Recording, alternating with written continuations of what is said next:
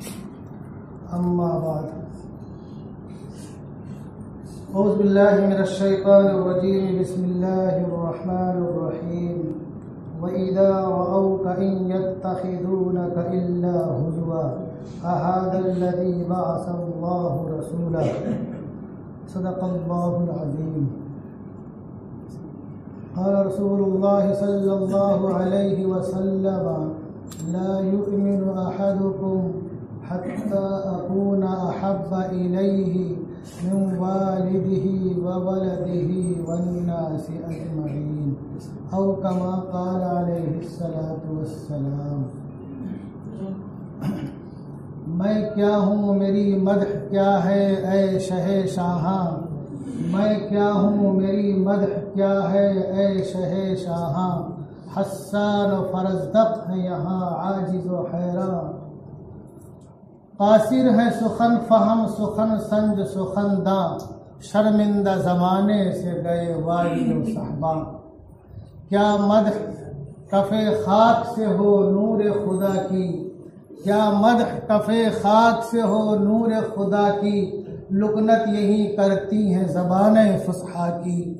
حضرات محترم، حالیہ دنوں میں بہت سے ایسے ناخوشگوار واقعات امت مسلمہ اور انصاف پسند انسانوں کے سامنے آئے کہ جس پر جتنا بھی قلق کا اظہار کیا جائے وہ کم ہے، جتنا بھی خون کا آنسو رویا جائے وہ کم ہے۔ ایک شاعر ابو الہندام الخزائی ہے، وہ بولتا ہے وَإِنْ شِئْتُ أَنْ أَبْكَى دَمًا لَبَكَيْتُهُ وَلَكِنَّ سَاحَةَ الصَّبْرِ أَوْسَعُ، یعنی اگر میں خون کے آنسو رونا چاہوں تو بھی کم ہے۔ ایسے غیر مناسب، غیر مہذب اور بے سرا و پا کی باتیں سامنے آئیں، یقیناً ہر انصاف پسند انسان کا دل خون کے آنسو روتا ہے، اور جو جناب محمد الرسول اللہ صلی اللہ علیہ وسلم کے نام لیوا ہیں، جنہوں نے اپنے گردن میں جناب رسول اللہ صلی اللہ علیہ وسلم کی غلامی کا طوق ڈالا ہے، ان کو کسی کروٹ چین نہیں آتا ہے، یقیناً، اور چین آنا بھی نہیں چاہیے۔ اپنی سکت بھر لوگ کوشش کر رہے ہیں، فریادی بن کے کوشش کر رہے ہیں، اور صاحبان اقتدار تک اپنی باتیں پہنچا رہے ہیں، لیکن آپ کو معلوم ہونا چاہیے کہ مانا کہ تم تغافل نہ کرو گے لیکن خاک ہو جائیں گے ہم تم کو خبر ہونے تک۔ صاحبان اقتدار بہت دیر میں جاگتے ہیں۔ اللہ تبارک و تعالی ہم تمام لوگوں کے قلوب میں جناب رسول اللہ صلی اللہ علیہ وسلم کی محبت کو اور آپ کے عشق کو زندگی کے آخری لمحات تک باقی رکھے، اسلام پر باقی رکھے، ایمان پر خاتمہ فرمائے۔ میں عرض کر دوں کہ یہ دنیائے رنگ و بو کے آباد ہونے سے لے کر کے اب تک جتنے بھی ہادی اور رہنما آئے، جتنے بھی اللہ تبارک و تعالیٰ کا پیغام پہنچانے کے لیے نسل انسانی کے پاس آئے، تقریباً ہر ایک کے ساتھ کچھ ایسا ہی معاملہ ہوا۔ ان کا ٹھٹھا اڑایا گیا، ان کا مذاق اڑایا گیا، ان کو طرح طرح سے ستایا گیا، ان کی زندگی اجیرن کرنے کی کوشش کی گئی، ان کو اپنے علاقے اور بستی سے، ان کے ماننے والوں کو اپنے علاقے اور بستی سے نکالنے کی کوشش کی گئی۔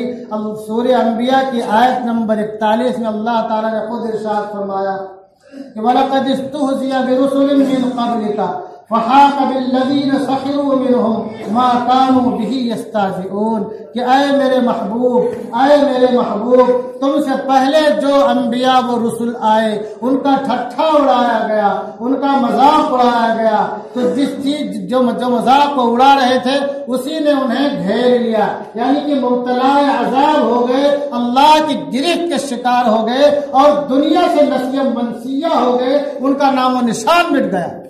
ایک دوسری آیت ہے سورہ رعد کی آیت نمبر 32، اس میں بھی کچھ ایسی باتیں اللہ تعالیٰ نے ارشاد فرمائی، وَلَقَدِ اسْتُهْزِئَ بِرُسُلٍ مِّن قَبْلِكَ فَأَمْلَيْتُ لِلَّذِينَ كَفَرُوا ثُمَّ أَخَذْتُهُمْ فَكَيْفَ كَانَ عِقَابِ۔ اے میرے محبوب، تم سے پہلے کے پیغمبروں کو اور رسولوں کا بھی مذاق اڑایا گیا، لیکن ہم بعض دفعہ یہ سمجھتے ہیں کہ مذاق اڑانے والوں کو فوری سزا ہونی چاہیے، اللہ کی گرفت آ جانی چاہیے، اس کی پکڑ ہو جانی چاہیے، اس کو زمین کے اندر دھس جانا چاہیے، آگ میں جل کر بھسم ہو جانا چاہیے، اس کو تہس نہس ہو جانا چاہیے، اس کو بلیک بورڈ کے ہاتھ میں غلط کی طرح مٹ جانا چاہیے۔ ہمارے ذہن میں باتیں آتی اور آنی بھی چاہیے، یہ عشق رسول کا تقاضا ہے، لیکن اللہ تبارک و تعالیٰ کا جو قانون ہے وہ بعض دفعہ اللہ تعالیٰ مہلت دیتا ہے، فرصت دیتا ہے کہ سمجھ جاؤ، اب تو سمجھ جاؤ، اب تو مان جاؤ۔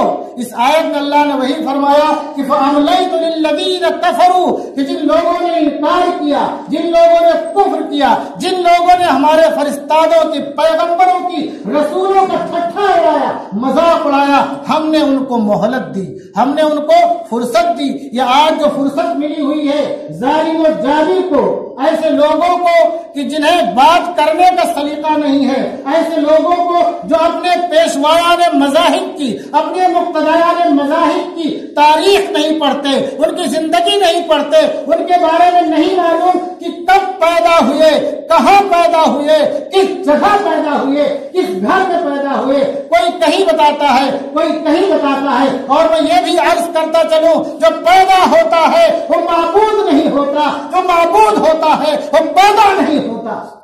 اللہ تعالیٰ نے ان کی دماغوں پہ، عقلوں پہ تالا ڈال دیا ہے کہ اپنے ہاتھ سے بناتے ہیں اور اپنے قلم سے تاریخ لکھ کر کے اسی کو اپنا معبود اور خدا بنا لیتے ہیں۔ تو ایسے لوگوں کو اگر مہلت مل رہی ہے، چھوٹ ملی ہوئی ہے، ان کی زندگی عائش و آرام کی گزر رہی ہے، یہ کوئی تعجب کی بات نہیں ہے۔ اللہ خود کہہ رہا ہے فَأَمْلَيْتُ لِلَّذِينَ كَفَرُوا، وہ لوگ جن لوگوں نے ہمارے رسولوں کا، پیغمبروں کا انکار کیا، جن کا ٹھٹھا اڑایا، جن کا مذاق اڑایا، جن کی زندگی اور جینا دوبھر کر دیا، جن کی زندگی اجیرن کر دی، جن کو اپنی بستی سے نکالنے کی پلاننگ کی اور نکالنے کی کوشش کی، طرح طرح کی ایذائیں دی، ہم نے انہیں مہلت دی، ہم نے انہیں کیا دی؟ مہلت دی۔ ثم اخذتهم فكيف كان عقاب، لیکن یہ مہلت بھی ایک خاص مدت تک کے لیے ہوتی ہے۔ جب مہلت ختم ہو گئی، وہ چوکنا نہیں ہوئے، بیدار نہیں ہوئے، تائب نہیں ہوئے، متوجہ نہیں ہوئے، تو اللہ کیا کر رہا ہے؟ ثم اخذتهم، پھر ہم نے انہیں دھر دبوچا، پھر ہم نے انہیں پکڑ لیا، فكيف كان عقاب، تو ہماری گرفت اور ہماری پکڑ اور ہماری سزا کیسی تھی، یعنی کتنی سخت تھی۔ آپ اقوام عالم کی تاریخ پڑھیے، گزشتہ امتوں کی تاریخ پڑھیے، وہ لوگ جن کے مثل دنیا میں کوئی نہیں تھا، طاقت و جبروت میں کوئی نہیں تھا، جن کے لیے سلطنت و سلطانی میں کوئی نہیں تھا، جب اللہ کی گرفت آئی تو سب نسیہ منسیہ ہو گئے اور روئے زمین سے ان کا نام و نشان مٹ گیا، ان کی قبروں کے، ان کی خوابگاہوں کے، ان کے محلات کے نشانات مٹ گئے۔ اللہ کی پکڑ ایسی ہوتی ہے۔ تو آج اگر مہلت مل رہی ہے ایسے ظالموں کو، ایسے دریدہ دہن اور دریدہ دماغ اور دریدہ دل کو، قبیلہ ہے ایسے بدتمیزوں کو، یہ کوئی تعجب کی بات نہیں ہے۔ اللہ کی پکڑ آ کر کے رہے گی اور آئے گی، انشاءاللہ ضرور آئے گی، لیکن ہمیں اجرت کرنے کی ضرورت نہیں ہے، ہمیں اپنا آپا کھو دینے کی ضرورت نہیں ہے، ہمیں اپنے ہوش و حواس میں رہتے ہوئے جائز طریقے سے قوانین کی رعایت کرتے ہوئے جناب رسول اللہ صلی اللہ علیہ وسلم کے تعلق سے آواز بلند کرتی رہنی ہے، خاموش نہیں بیٹھنا ہے۔ اور خود جناب رسول اللہ صلی اللہ علیہ وسلم کے تعلق سے اللہ نے فرمایا وَإِذَا رَأَوْكَ إِن يَتَّخِذُونَكَ إِلَّا هُزُوًا، کہ جب یہ تمہیں دیکھتے ہیں تو تمہارا مذاق اڑاتے ہیں۔ کیا اڑاتے ہیں؟ مذاق اڑاتے ہیں. باہر کے لوگ بھی مذاق اڑاتے تھے, اندر کے لوگ بھی مذاق اڑاتے تھے. باہر کے لوگوں سے مراد یہ ہے آپ کے گھر کے باہر کے لوگ, اندر کے لوگوں سے مراد یہ ہے آپ کے گھر والے, آپ کے گھرانے کے بھی بعض افراد ایسے تھے. ابو لہب کو کون نہیں جانتا ہے, اس کی بیوی کو کون نہیں جانتا ہے. ابو لہب جناب رسول اللہ صلی اللہ علیہ وسلم کی ولادت مبارکہ پر جس نے سب سے زیادہ خوشی منائی وہ ابو لہب تھا. جس باندی نے اس کو خوشخبری سنائی کہ بھتیجا مبارک ہو, ابو لہب نے اس باندی کو فوراً آزاد کر دیا. تم نے بہت اچھی خبر سنائی ہے, اس خوشخبری کے طفیل میں تمہیں آزاد کرتا ہوں. لیکن وہ بھی آپ کے پیچھے پیچھے لگا رہتا تھا اور بولتا تھا اس کی بات مت مانو, یہ مجنون ہے. تو اللہ کیا کہتا ہے وَإِذَا رَأَوْكَ يَتَّخِذُونَكَ إِلَّا هُزُوًا, جو تمہیں دیکھتے ہیں تمہارا مذاق اور ٹھٹھا اڑاتے ہیں. اور کیا کہتے ہیں أَهَذَا الَّذِي بَعَثَ اللَّهُ رَسُولًا, کیا اسی کو اللہ نے پیغمبر بنا کر کے بھیجا ہے, کوئی اور نہیں ملا تھا. یہ تو کفار و مشرکین کا طریقہ ہے, کفار و مشرکین کا طریقہ ہے, یہ ظالم و جابر لوگوں کا طریقہ ہے کہ انبیاء اور رسول کا مذاق اڑاتے ہیں. پہلے بھی اڑاتے رہے ہیں, امم سابقہ میں بھی اڑاتے رہے ہیں, اور جناب رسول اللہ صلی اللہ علیہ وسلم کا بھی مذاق لوگوں نے اڑایا اور مذاق بنایا. لیکن آج کی دنیا کو یہ نہیں معلوم ہے کہ اللہ کے رسول کا نام لیوا اللہ کے رسول صلی اللہ علیہ وسلم سے کتنی محبت کرتا ہے, کتنا عشق کرتا ہے.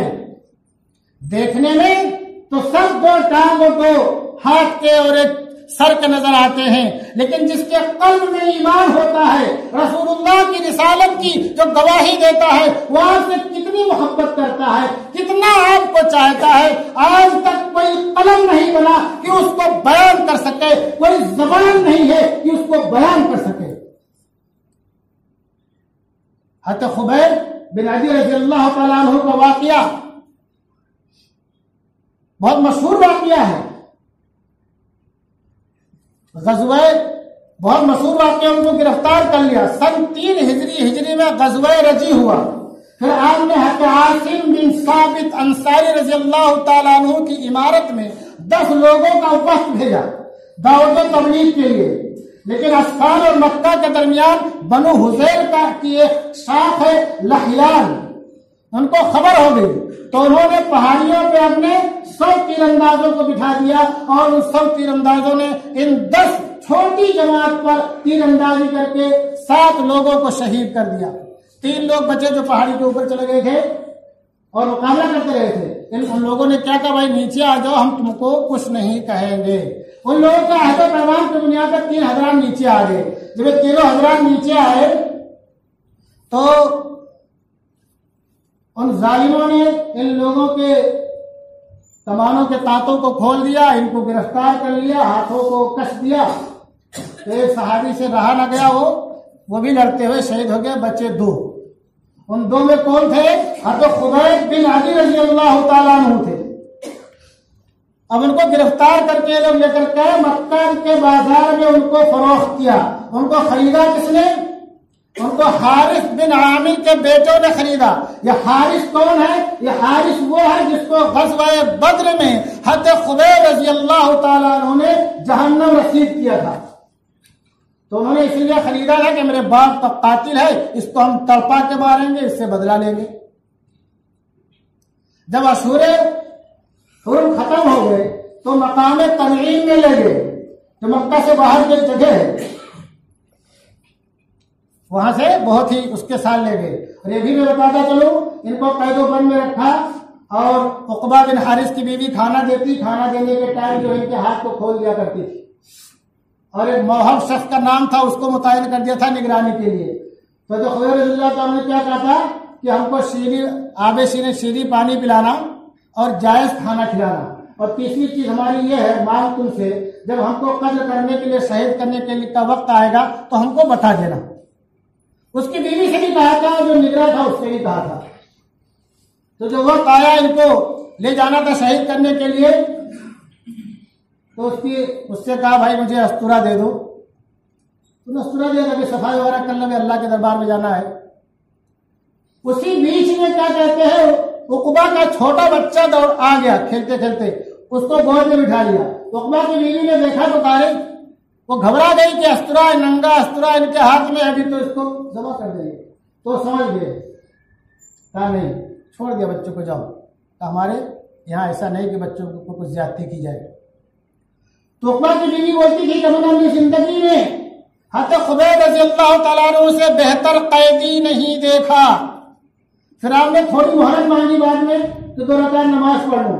اور مختصر نماز پڑھی تاکہ ان کو یہ نہ لگے کہ موت کے ڈر سے نماز لمبی کر دیا. ان کو لے گئے مقام تنعیم میں اور ایک پیڑ سے لٹکا دیا، اور وہاں چھوٹے بڑے امیر صغیر کبیر فقیر سب جمع تھے تماشا دیکھنے کے لیے اور تڑپا کو مارنے کے لیے. تو جس شخص نے نیزہ مارا ان کے جگر میں پہلے، تو کیا کہا کیا تم یہ پسند کرو گے کہ محمد تمہاری جگہ پہ ہو تم چھوٹ جاؤ؟ میں یاد کرنا چاہتا ہوں عشق کتنا ہوتا ہے ایک مومن کے دل میں. کیا تم یہ پسند کرو گے کہ یا محمد ہو تم چھوٹ جاؤ؟ تو انہوں نے کہا کہ میں یہ بھی پسند نہیں کرتا کہ جناب رسول اللہ صلی اللہ علیہ وسلم کے قدم مبارک میں کانٹا بھی چبھے. یہ تھا عشق کہ تختے دار پہ لٹک رہے ہیں اور تڑپا کے مارنا چاہتے ہیں سب، پھر بھی کیا کہتے ہیں میں یہ نہیں چاہتا کہ جناب رسول اللہ صلی اللہ علیہ وسلم کے قدم مبارک میں کانٹا بھی چبھے. آخرکار لوگوں نے تڑپا کے ان کو شہید کر دیا. جناب رسول اللہ صلی اللہ علیہ وسلم کو وحی کے ذریعے خبر ہوئی، وحی کے ذریعے خبر ہوئی. تو جناب رسول اللہ صلی اللہ علیہ وسلم نے حضرت عمر بن ربیعہ زمری کو بھیجا ان کی لاش کا پتہ لگانے کے لیے، اور رات میں پہنچے وہاں. ڈرتے گئے تو رسی کو کاٹا، تو پھر آ کے نیچے دیکھا زمین پہ لاش تو نہیں دکھی. وہ لاش جہاں جانی تھی وہاں پہنچ گئی. شہداء کا مقام و مرتبہ بہت بلند والا ہے.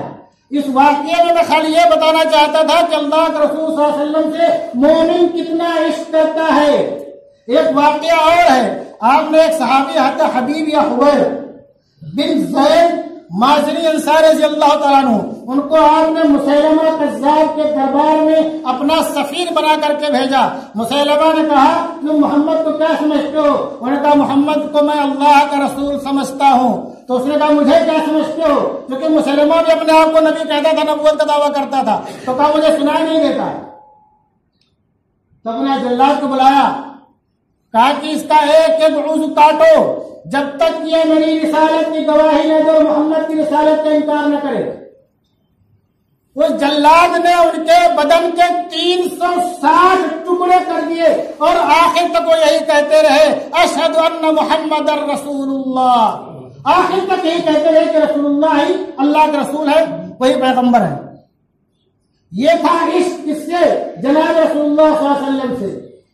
اب ہم سوچیں گے یہ تو پہلے کے لوگوں کا واقعہ ہے، ہم سوچیں گے یہ تو پہلے کے لوگوں کا واقعہ ہے.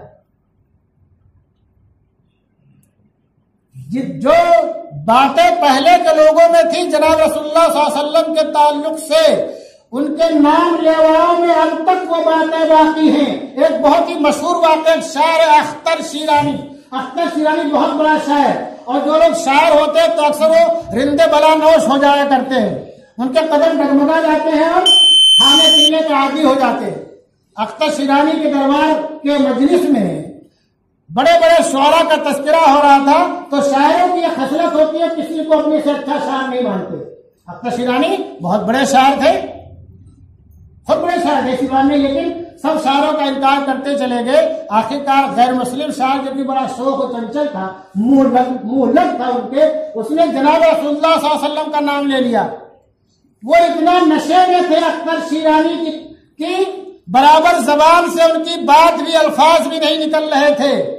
یہ جناب رسول اللہ صلی اللہ علیہ وسلم کا اسم مبارک سننا تھا کہ ان کے بدن میں کپ کپی تاری ہو گئی اور اپنی چھڑی اٹھا کے اس کو اس زور سے مارا کہ اس کا سر پھٹ گیا اور کہا گستاخ تیری ہمت کیسے اس ناپاک مجلس میں اتنے مبارک نام لینے کی؟ میں گنہگار صحیح لیکن اتنا بھی گنہگار ہے، ایسا بھی نہیں میں کہ جناب رسول کہ جو میرے پاس کچھ بچا ہے تو اس کو بھی چھین لے. یہ جناب رسول اللہ صلی اللہ علیہ وسلم سے عشق ہی تو ہے کہ آدمی نشے میں چور ہے پھر بھی کیا کہتے ہیں جناب رسول اللہ صلی اللہ علیہ وسلم کی عظمت اور آپ کی افضلیت کا اور آپ کے عشق کا دعوے دار ہے، اور اپنی غیر مناسب مجلس میں آپ کے مبارک نام کو لینا مناسب نہیں سمجھتا ہے. یہ عشق ہی تو ہے. اب آج کی دنیا سمجھتی ہے کہ ان سب کا خون سرد پڑ چکا ہے، یہ سب ان کے اندر وہ عشق نہیں ہے، ان کے اندر وہ جذبہ نہیں ہے۔ کسی بھی کلمہ گو مومن کا خون سرد نہ پڑا تھا، نہ پڑا ہے، نہ انشاءاللہ تا صبح قیامت پڑے گا۔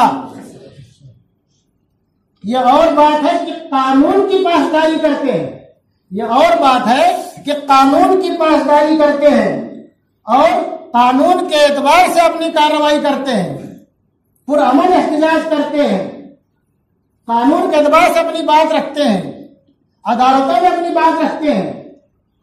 یہ اور بات ہے کہ ہماری بات سنی نہ جائے، ہمارے خلاف فیصلہ ہو، یہ ایک الگ چیز ہے۔ لیکن جناب رسول اللہ صلی اللہ علیہ وسلم سے جو عشق اس وقت تھا اب بھی باقی ہے اور انشاءاللہ تا صبح قیامت باقی رہے گا۔ جناب رسول اللہ صلی اللہ علیہ وسلم کا ادنا سا بھی نام لیوا، ادنا سا بھی نام لیوا اپنے جان کو آپ کے نام پر قربان کر دینے میں فخر محسوس کرتا ہے۔ کیوں فخر محسوس کرتا ہے؟ فدا کر دے بحر دین و ایمان سر بھی سینہ بھی، فدا کر دے بحر دین و ایمان سر بھی سینہ بھی، مبارک اس کا جینا بھی، مبارک اس کا مرنا بھی۔ تو کسی میں پست ہمتی نہیں ہے، کسی کا خون سرد نہیں پڑا ہے، بس یہ ہے سب قوانین کے اعتبار سے اور ملکی دستور کے اعتبار سے کارروائی چاہتے ہیں اور اسی اعتبار سے کوششیں ہو رہی ہیں۔ بہت سی تنظیموں نے اور بہت سے لوگوں نے اپنے حساب سے کارروائی جاری رکھی ہوئی ہے عدالتوں میں اور اللہ تعالیٰ کی ذات سے امید ہے کہ عدالتیں کارروائی کریں گی انشاءاللہ۔ بس آخر میں یہی عرض کرتا ہوں جناب صلی اللہ علیہ وسلم کے بارے میں، ایک تو بہت ہی مشہور شاعر ہے جگر مراد آبادی، انہوں نے کیا کہا؟ وہ کہتے ہیں کہ چمن نے جب آمد خیر الورا کی خبر پائی، چمن نے جب آمد خیر الورا کی خبر پائی، پیر تعظیم خوشبو پھول سے باہر نکل آئی۔ اور بہت عظیم شاعر ہے حضرت عبد الرحمن ملا جامی رحمۃ اللہ رحمۃ واسعہ، وہ کہتے ہیں صلی اللہ علی نور وصلی اللہ علی نور قدو شد نورہا پیدا، وصلی اللہ علی نور قدو شد نورہا پیدا، زمین حب او ساکن فلک در عشق او شیدا۔ یعنی جا رسول اللہ صلی اللہ علیہ وسلم کی عشق میں اور آپ کی محبت میں دنیا کی تمام چیزیں جو شیدا ہیں وہ شیدا ہے، فدا ہے، سب ذرہ ذرہ بھی آپ کے عشق میں ہے، آسمان بھی آپ کے عشق میں ہے، زمین بھی آپ کے عشق میں ہے، اور آپ کے نور سے آپ